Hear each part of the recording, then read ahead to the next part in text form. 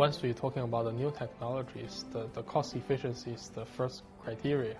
And so I believe like QR code payments that will be a fast growing. It's already proved in China and India also. So like in Singapore, like DBS also launched the PayLah. The NAS have the National Unified QR Code.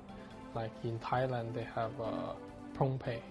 And I believe in Malaysia and Indonesia will be coming out very soon.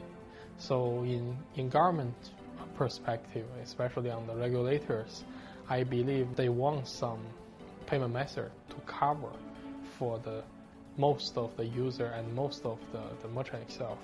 So back to the word, the cost will be very important, I think.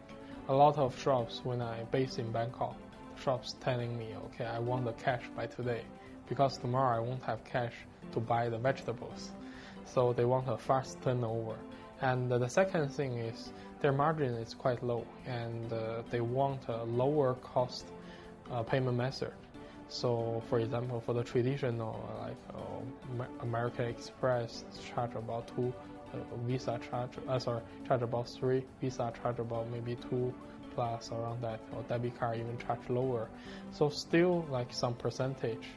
You can see the signboard in government or hospitals, like customer bear the cost, bear the payment cost, means as a merchant they don't want to accept any payment cost. So in Southeast Asia, when we're talking about the payment itself, the settlement period and the device investment, and also include the convenience, so that's more important. For example, we are talking about like US, everything have a card reader or EDC, so people can easily use the credit card to make payment, and that payment payment cost relatively to the tax is small.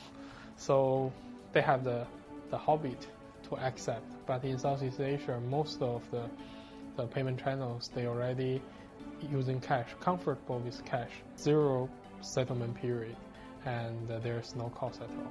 The number one problem is the fund of source. For example, like US, all the banks open their API to technology companies. In China, the government also have the single API in the KYC or verification, identification verifies, or some banks link. So they are quite open. In Southeast Asia, everyone's still doing in closed loop. So for example, like I have a wallet, I want to top up the wallet. I have to find some way to top up. There is a cost. So when I withdraw and top up, there is a cost. So that cost is a user's cost. So I don't want to put so much money into my wallet. If there's no money or balance in the wallet, so I have limited payment scenarios to spend. And so in return, people only top up some online game or mobile credits, so buying some movie tickets, so that's all.